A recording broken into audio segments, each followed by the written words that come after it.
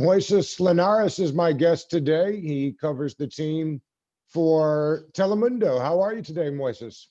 Douglas, what's going on, man? It's a privilege. I feel honored to be part of this show. I've seen a lot of great talent, a lot of great journalists who cover the Washington football team pass by your show. So, hey, right after the season ends, I get the invitation. I'm more than glad to join. Well, thank you. I appreciate it. I stumbled onto you later. We'd have had you on sooner. Now, it's interesting how these things work because we actually have had this scheduled for a couple of weeks. But your call for the Heineke touchdown blew up yesterday, I saw. Yeah. It's crazy. I was not expecting that. Usually I share the stuff that I do, but I guess it's been getting more traction as of late. I've been calling the games for 3 years now, so I think people are starting to notice. It's just proof that sometimes it takes time, right? You have to be patient. For me, it's That's more right. about people knowing that there is a broadcast in a different language for Spanish speakers who are probably still learning the game or wanna listen to another option. We have a lot of people in the DMV that speak more than one language. Absolutely. Because frankly, I didn't know until I was out looking for talent to come on the show and help me talk about the team. So I think that's great. And to your point that you made right there, I didn't even really think about it that way, but I'm sure there's a large contingency of folks from Latin and Central America that are coming to the States that aren't US football fans when they got here. So I didn't even think about the idea of them learning the game as they go along. No, that's crazy because there's a large demographic in the DMV of fans who were born in the US from parents who immigrated or came to the US back in the 70s and back in the 80s because of conflicts in their countries or because of wars in Central America. So a lot of these guys, now they're adults who grew up here, who were born here, watch NFL, watch baseball, watch basketball. So they're true fans of the game. There's a interesting nugget that I want to throw out there, and a shout out to my friends at Lot E42. If you ever go to FedEx Field and you walk around the stadium, if you go to E42, is the biggest Spanish party you're gonna see. DJs, music, dancing, food. So it's very interesting for people not to know that, but nowadays with social media, especially now, I think we're able to talk more about the stuff we do because we're all connecting through the social media platforms. Right, for sure. I see those beautiful statues behind you. Congratulations are in order. An Emmy this year for sportscasting, if I'm not mistaken. Yes. I got an Emmy for 2020 or for 2019, and they usually give you the Emmy if you win it. You get it about 6 months after you submit an entry. So the Emmys for 2021 were just now. If you have work you think is worthy of being nominated or looked at for that year for what would be 2020, which would be a difficult year because of the pandemic, you submit it right now, and then they'll let you know if you're nominated around May, and then they announce the winners around July, I think. Okay, all right. And how heavy is that Joker back there? It has a good weight. It has a good feel, when you get it. I've been fortunate enough to been able to collect a few throughout the year, so I feel lucky. I feel blessed to be able to say that I have more than one. It's been a lot of hard work, but that's what we're supposed to do. That's just the recognition of the work we do. I don't think it really means anything. The first time you win, you do get excited. You get, you're happy, but at the end of the day, you're just doing your job. And when you do your job, people are gonna acknowledge the work you do. For example, that call, I feel like that's just my job. I'm not looking for the call that's gonna go viral or that people are gonna say, "Hey, who's that?" All I did was like, "Hey, I'm gonna give it everything that I got. I'm gonna give this team 200% effort. And when Washington scores, I need the fans to know that we're trying to do the best work we can to make them happy, to make them feel proud of their team. And we haven't had a lot of those moments here in DC. I mean, I've been here in Washington D.C. from Los Angeles for the past 8 years, and I can tell you that I can count the happy memories with my fingers. Yeah, there hadn't been a whole lot of them. There's no doubt about that. Now, on your Twitter page, I saw the header or the banner, whatever you want to call it up there, was you interviewing a Caps player. So now that football is over, you roll right into hockey and basketball Oh and yeah, baseball. definitely. How's okay? Yeah, All right, I cover everything, and when I came on board to the NBC Washington team, because I'm also part of that team, right. more as a contributor than an anchor, because there's some changes coming are happening right now. But yeah, I cover. I've had the opportunity to be part of that Stanley Cup run. I was in Vegas covering the team for both stations, so with alongside Sherry Burris, who's now in New York City. So I've had that opportunity to cover the Capitals, to cover the Nationals, and who else? DC United, of course, and all the DMV teams. So I'm very pro. I mean, I try to focus on our teams. I know there's a lot of sports going on or happening around the country, but for us, like the main focus is like, hey, these are our teams. Nobody knows these teams better than we do. So this is what we do on a daily basis. Not only when they do something incredible or when they win a big game. We're there when they win, lose, tie. It doesn't matter. We're always covering these teams. We're getting to know the players, and it's a blessing. It sucks because of the pandemic. Things have changed. We're not in front of the players. We're not in the locker room. We're not, that media day hasn't happened since last year. So it sucks, but hopefully things get back to normal soon. Now I get to tend to listen or watch to most of the pressers. Are you in on those? Do you plan on being in? Because I haven't recalled hearing you ask questions. So I'm curious if you plan For the on. Washington football team, Yeah. I try to be on as many pressers as I can. I'm usually on a few times a week. I Okay. don't ask questions since there's only like a question per station. So Heather McDonough takes care of the questions usually. And when I want to ask something, I'll just run it by her. And I said, hey, let me ask a question. Or if I want to get an interview, it's just been so different with the way things are working. And we usually work hand in hand. We work together, and we are practically the same team. But if we need to do different stuff, like if I'm working on a story just for Telemundo, then I will ask the team, hey, I need to ask a separate question.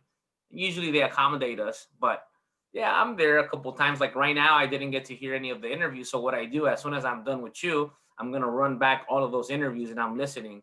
I'm trying to figure out if there's something different, if there's something that was said that what's important. I think sometimes we pick a soundbite right in media, and we're like, this is the soundbite that we're gonna run with, and everybody starts going through that soundbite specifically. So what I do is I like to listen. I like to see if there's anything else, that we might have missed.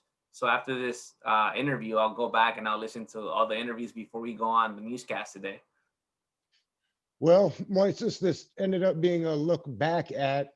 I'm curious if I asked you one thing about this season, what stands out to you the most? The attitude, the attitude. I think the team changed a lot in a season, and for me, it's crazy because a season is only what 16, 17 weeks preseason, which didn't really exist this year, and it's a virtual season because there was a large portion of the season when they had to do everything virtually, Zoom meetings or whatever platform they use, and you think after everything that's happened throughout the past couple of years for this team to turn it around that fast and for them to adopt that mentality that Ron Rivera brought in when nobody else was on board. Let's be honest, a lot of the media wasn't on board with the fact that Dwayne Haskins was being benched, that, hey, we're going to go for the division. People were saying, are you crazy? Like, you're not going to win the division. Like, focus on next year. Let's build up this team. Let's give Dwayne Haskins all the opportunities. Well, he got his opportunities. He didn't make the most of them, and we know what happened at the end of the day. I think the fact that this team was able to overcome with so many quarterback changes is very important to really highlight that fact. Like, what other team has had four quarterbacks that made the playoffs? We need to talk about that. I think that's a big issue. Like, who will be the quarterback moving forward is a big question. I think we all have an idea. We all have like speculations and we have goals of what we want for this team. But in reality, that's been a position that's been a problem for Washington for more than one season. This is not something that happened this year. This has been happening for Washington. The difference is that we've never had, or for the past 5 years, there wasn't a defense that was so scary that could change the game for you. And yeah, there's portions of the game where you see the defense and they make a mental mistake. There's probably miscommunication between a cornerback and a linebacker, and there's a big gap. Nobody's covering. We saw a couple of those plays in the last game versus the Tampa Bay Buccaneers, where you're just like, who's covering that guy, right? They're playing zone defense, and no one's there. So little things like that, I think they're going to get better. I think we all knew that it was a difficult game to win. They had a puncher's chance. They took their shot. They competed, which, as a fan, I think that's what you want. You want to lose the game and you want to walk away with your head up high. We were able to do that. I couldn't agree with you more. The fact that QB4, it doesn't get talked about. Not only was it QB4 and was taking online classes, but hadn't played in an actual regular season game, I don't think, ever. Well, Since maybe Carolina? the Carolina game. And yeah, Haskins and the running back, I'm drawing a mental blank now for the running back, but this obviously wasn't a team that was totally different than what they had started the season out with. I think that's a testament to the coaching. I'm curious, not to bash the man that used to be here, but I am curious as to your thoughts on some of the major differences between the team being led by Ron Rivera and the one that we watched under Jay Gruden for 5 years. I think the players respect more. They respect Ron Rivera a lot more. I'm not saying they didn't respect Jay Gruden, but I think from what we were able to see, Jay Gruden was more like the friendly coach. He got along with some of the players, and Ron Rivera imposes respect. Like he likes you, you like him, but this is the way we're gonna do stuff. And when things were not happening, hey, you made a mistake. I think he probably spoke to the team before the season. We're not gonna tolerate this or that. First mistake, you're out. And we saw that with Darius Guice. We saw that with people in the preseason. I'm shooting some blanks names, but that's just like it's an example of what he wants this team to become. I think we had our questions after what we saw in Carolina and how far they were able to go. They went to the Super Bowl, and then we're like, all right, what else can you do? And I guess he wasn't able to find the success he wanted. But in Washington, it's a fresh start. The number one thing is that most of these guys are very young. So if they're young, that means you can kind of develop the team at the NFL level. They know what it's like to win at the college level. You know what it is to feel or find success at that level, at that collegiate level. But when we're talking NFL, it's a whole different ballgame, and you need a guy who's going to be able to direct, right? And I think Ron Rivera has been able to do that. Under Jay Gruden, we saw moments where we all had questions and no answers. When you have to make the changes, are you willing to make the change? Are you willing to say, hey, it's going to be this way or it's not going to work out? And I think he's made it very clear from the start. Everything that happens on the field is going to be decided by Ron Rivera, nobody else. There's been lots of speculation running around through the national media that the team will be involved in a new GM search. If we take Ron for his word during his introductory press conference, he talked about all the young talent, as you just did. If we assign a lot of that young talent to Kyle Smith, are you surprised that there's still mention of a new man coming in to run the show? I wouldn't be surprised. I think Ron's going to really look at the situation and assess it and decide what's better for the team moving forward. I think that Kyle has been a name that's been mentioned a lot. I mean, it's a difficult choice. It's a difficult choice. I don't even feel like I can answer that question. I think we can't rush that decision. It has to be taken. There's time. You don't have to do it right now. I think Ron said that he's going to start working immediately towards the next season. So that's great. But that decision, it most likely is going to be a long-term decision. So you have to make it very carefully. You have to analyze all your options, and you have to really think about what's best moving forward as a unit. Whoever comes in, if it's somebody else, he's going to have to work very well with Ron Rivera, and you can't have any breaks like we've seen in the past of like, this is the guy that I want to bring in.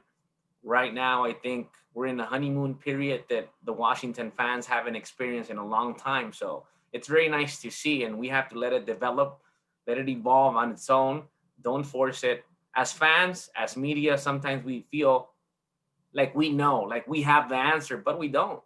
None of, like I said at the beginning, like nobody thought this was possible. Nobody thought Washington was going to play meaningful games in the month of December, regardless of what happened in the division. That's not Washington's fault. Like Ron Rivera said, the division was terrible. Hey, somebody had to win it. Washington stepped up.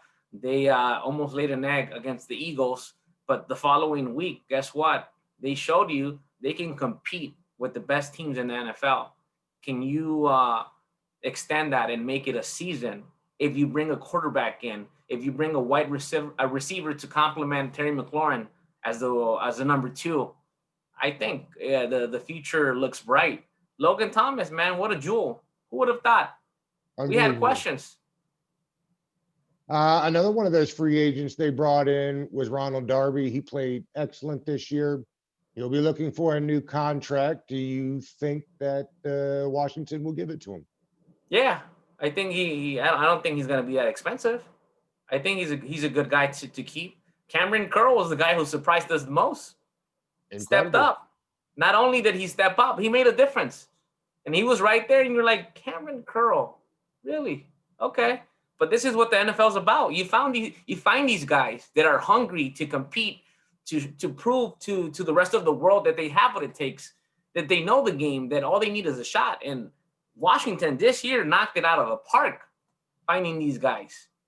Coaching coaching staff can't get enough credit for what they did this year with guys like J.D. McKissick and Thomas and Darby, guys who they pinpointed as guys that were ready to make a jump, and I'd say that they did for sure. Another guy that will be interesting in the offseason is Brandon Scherff. He'll be looking for a massive contract after getting an all-pro nod this year.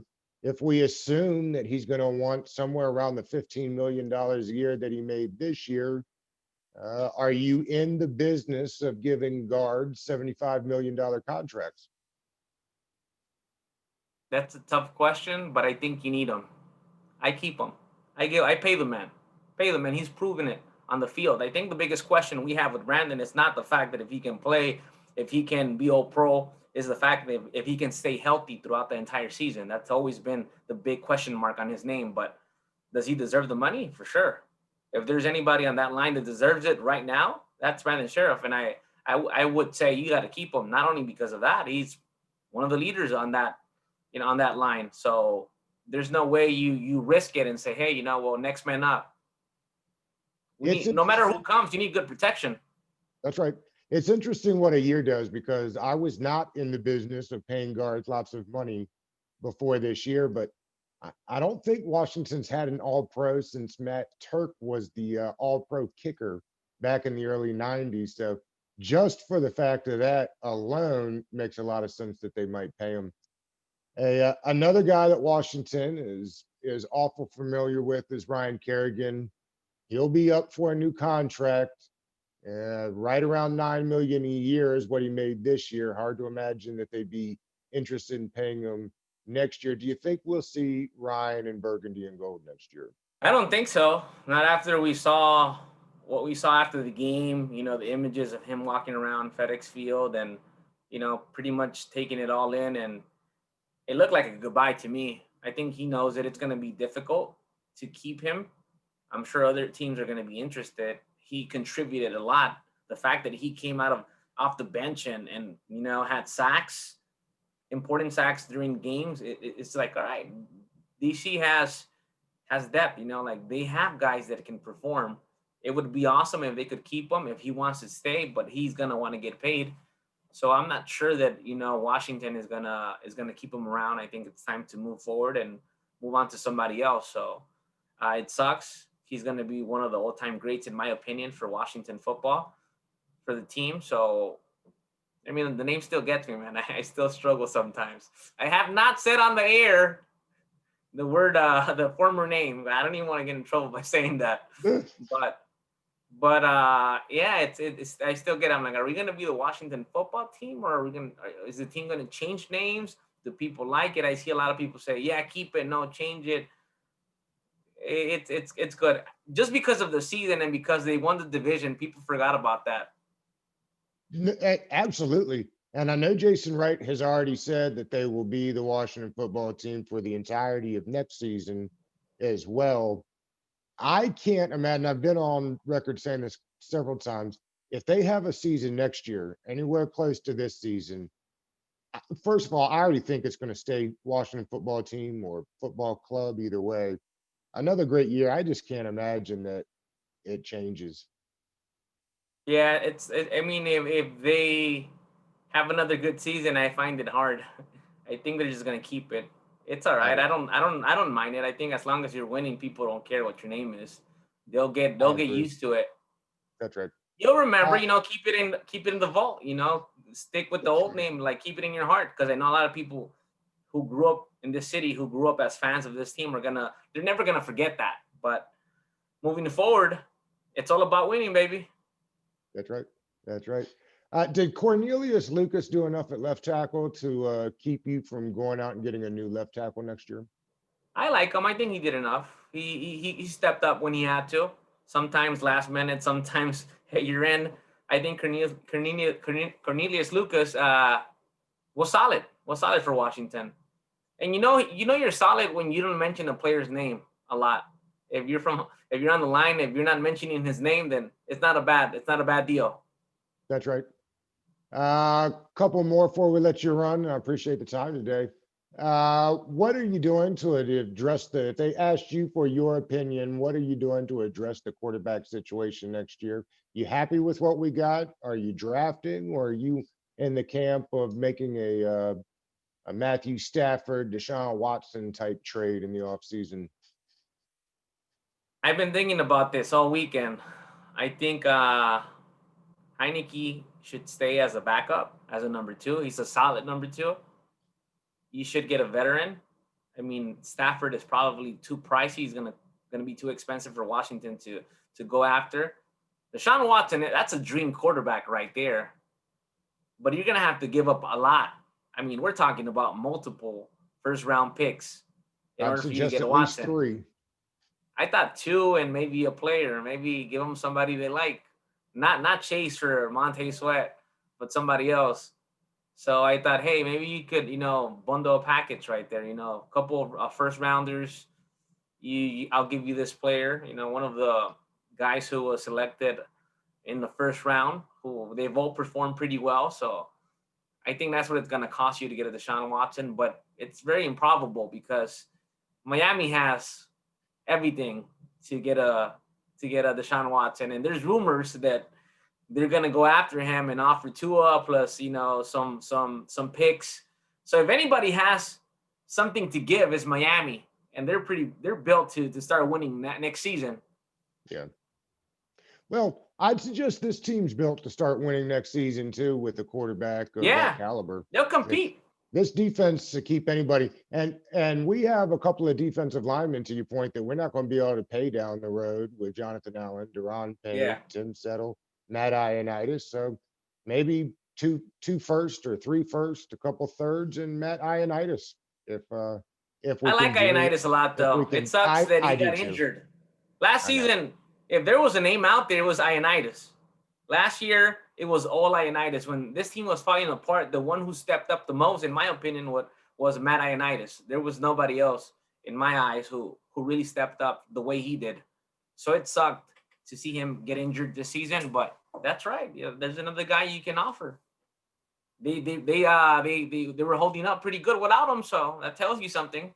Well, and again, they just can't afford to pay everybody. And if Tim Settle's going to continue progressing the way he has the last two plus years, then they'll probably be able to keep him. They'll have to move one of them. Moises, let's take a quick look ahead to this cap season. What do you think it's looking like for our guys there? I'm still trying to figure out the changes within the season. I know that Washington starts playing away, 4 games away from Washington D.C. So that's gonna be it's gonna be different. The fact that you're playing against teams that are in your region. I think it's the time's running out. I know that some players don't like to hear that, but the time to actually make a last run or one more run it's now. Sedano Chara, like that's a big guy. I never figured. I've seen him I think I saw him with Boston, and I seen him playing. I was like, that's a big dude, but I've never realize until the Caps, they shared some footage, and I started looking at the video, and I'm like, man, this guy is huge. He makes everybody look small. It's a good addition. So bringing this guy who has over 20 years experience, and Alex Backstrom, Tom Wilson, TJ Oshie, you have guys that know what it takes to win, and I think they're hungry to make it to the Stanley Cup once again. So I think they're going to be able to compete. They have the team. They know each other. It's a veteran team, but a team that knows what it's like to win in this league. Moises, we appreciate your time today. Appreciate you, man. I appreciate the invitation. Thank you for having me on, and a big shout out to all the Washington football team fans. Hopefully next season is a much better season and they make a run at the Super Bowl. Can't wait. Thank you so much for your time today.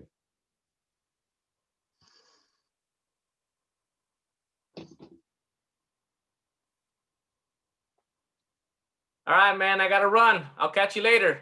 All right. Thanks. All right, brother.